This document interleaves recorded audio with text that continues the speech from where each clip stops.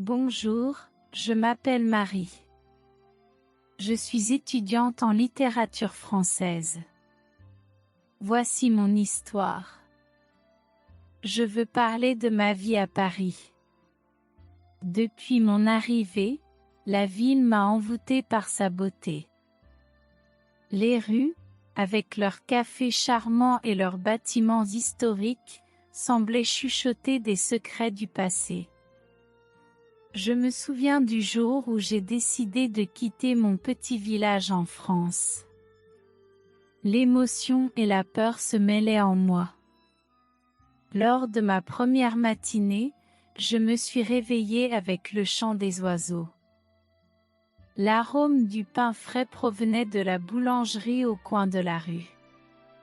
Avec un café expresso à la main, je me suis assise sur un banc au parc Monceau. J'observais les gens passer.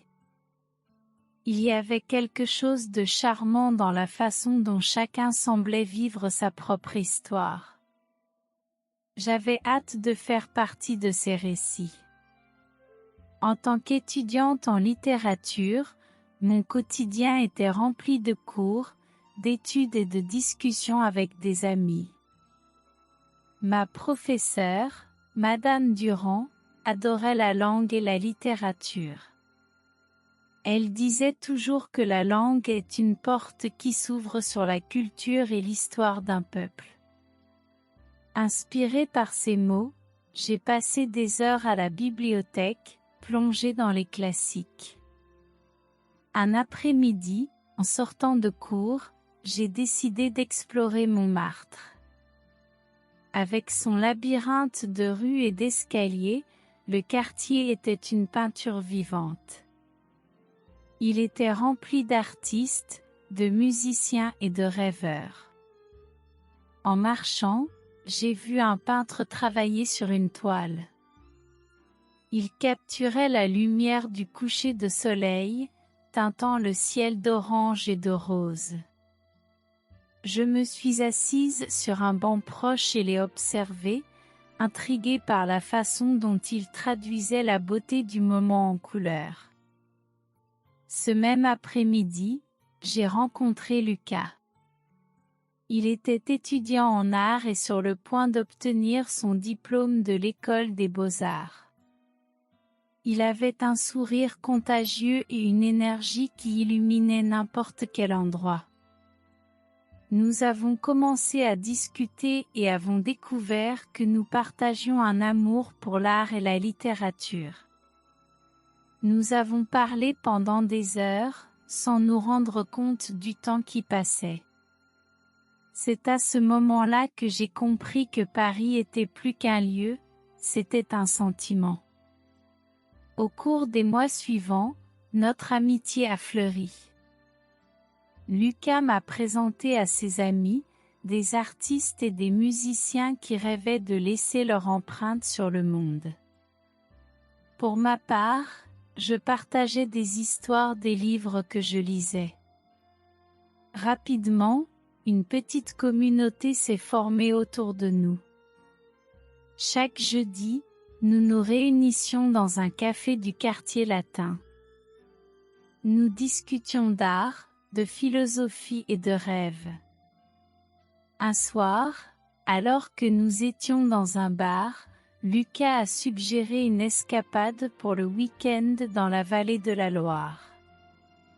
La vallée était célèbre pour ses magnifiques châteaux.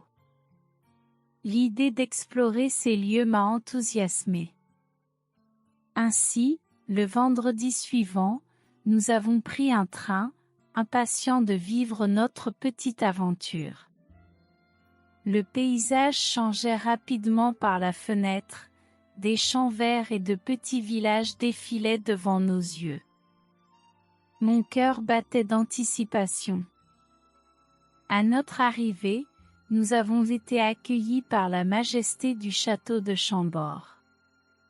C'était l'un des châteaux les plus impressionnants de la vallée.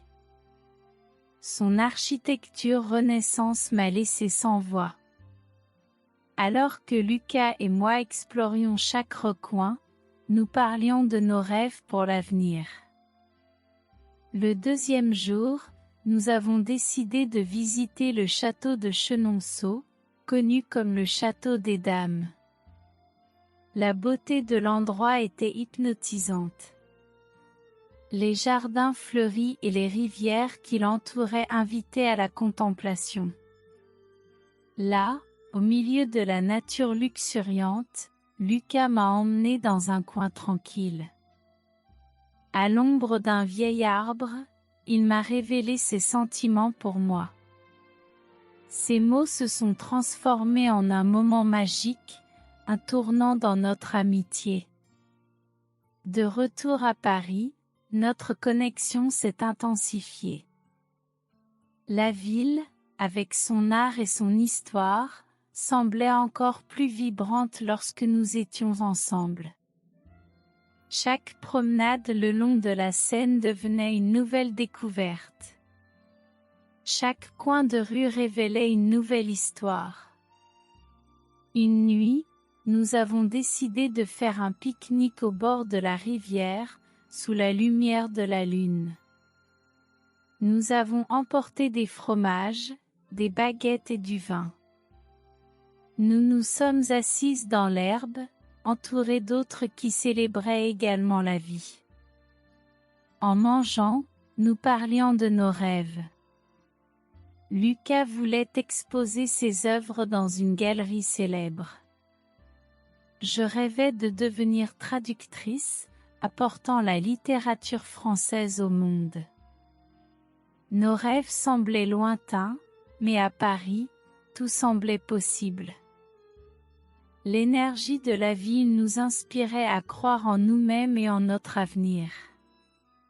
Avec le passage des mois, les saisons ont changé. Paris s'est transformé. L'automne a apporté des feuilles dorées qui recouvraient le sol. L'hiver est arrivé avec ses nuits froides et la magie de Noël. La ville s'est illuminée, et les marchés de Noël ont commencé à apparaître.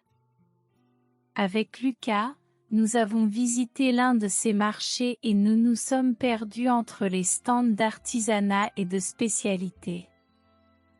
Là, entre rire et souvenirs, il m'a demandé d'être sa petite amie. Mon cœur a fait un bond de joie et j'ai dit oui.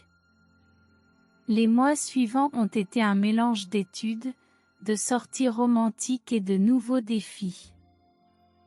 Lucas a commencé à travailler sur un projet pour sa première exposition, et je me consacrais à mes études. Un jour, après un long cours, j'ai décidé de partager un fait intéressant sur moi. Lorsque nous nous sommes rencontrés dans notre café habituel, j'ai dit « Savais-tu que j'ai une collection de vieilles lettres que j'ai héritées de ma grand-mère ?» Elle les a toujours conservées avec beaucoup d'affection. Certaines sont d'amis qu'elle a rencontrés à Paris durant sa jeunesse. Je pense que tu aimerais les connaître. Lucas était intrigué et m'a demandé si je pouvais les montrer. J'étais excitée. Cette semaine-là, j'ai organisé une rencontre chez moi pour partager les lettres avec lui et quelques amis. Le jour de la présentation, j'ai préparé un léger encas et disposé les lettres sur une table, chacune soigneusement placée dans une enveloppe. Quand Lucas est arrivé, ses yeux brillaient en voyant la collection. Nous avons commencé à ouvrir les lettres une par une. Elles contenaient des histoires d'amour, d'amitié et de rêves d'un temps passé. Lucas, passionné par le récit d'histoire, a fait des croquis à partir de chacune d'elles. Au fur et à mesure que la nuit avançait, nous avons réalisé que ces lettres étaient plus que de simples papiers. C'étaient des fragments de vie qui s'étaient croisés à Paris, tout comme la nôtre. Les histoires s'entremêlaient. À ce moment-là, j'ai compris que ma grand-mère, même absente, m'avait connecté à la ville et à Lucas d'une manière spéciale. Les mois se sont transformés en années. Je me suis diplômée, réalisant mon rêve de devenir traductrice. La vie à Paris m'a beaucoup appris sur l'amour, l'amitié et l'importance de poursuivre mes rêves. Lucas a fait sa première exposition.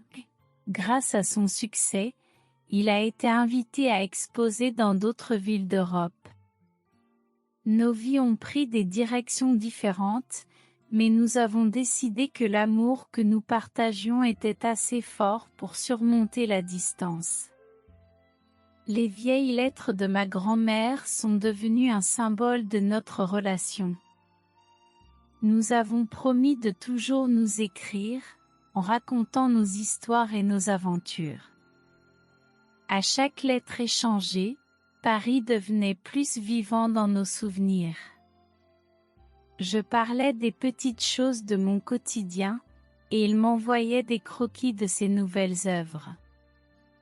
Le temps passait, mais notre amour ne faiblissait jamais. Des années plus tard, j'ai reçu une lettre de Lucas avec une invitation inattendue. Il avait réussi à obtenir une exposition à Paris et voulait que je sois présente. Mon cœur s'est rempli de joie en lisant ces mots. Il a décrit le lieu de l'exposition, dans l'un des plus beaux musées de la ville. Il m'a invité à être la première à voir ses œuvres. Le jour de l'inauguration est arrivé. En entrant dans le musée, j'ai été accueillie par une odeur familière de peinture et de papier. L'espace était décoré de lumière douce et de fleurs. Les œuvres de Lucas étaient fièrement exposées, chacune racontant une histoire unique. Parmi elles, une peinture a attiré mon attention. C'était un portrait de nous, entouré d'éléments représentant notre chemin ensemble à Paris. L'émotion m'a envahi en réalisant que ce tableau n'était pas seulement une œuvre d'art. C'était une célébration de l'amour qui avait grandi entre nous. Lucas s'est approché, ses yeux brillants de bonheur. « C'est notre histoire, Marie », a-t-il dit en tenant ma main. Et l'histoire continue. Ainsi, au milieu des sourires, des larmes et des rires, j'ai réalisé que Paris n'était pas seulement un décor. C'était la scène d'une histoire que je n'aurais jamais pu imaginer. C'était un endroit où j'ai appris à aimer, à rêver et à être vraiment heureuse. Avec Lucas à mes côtés et la ville comme témoin, je savais que ce n'était que le début de nombreuses histoires que nous vivrions ensemble.